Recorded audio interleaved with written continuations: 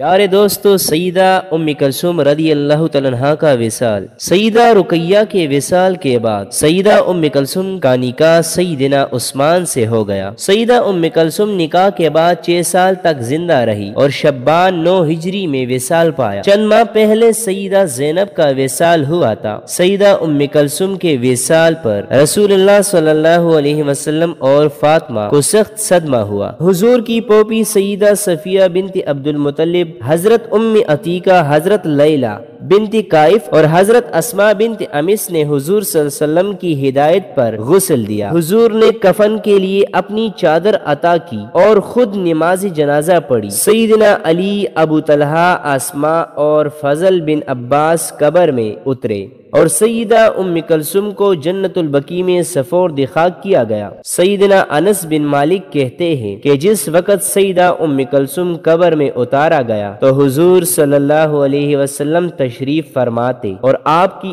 آنکھوں سے آنسو جاری تھے۔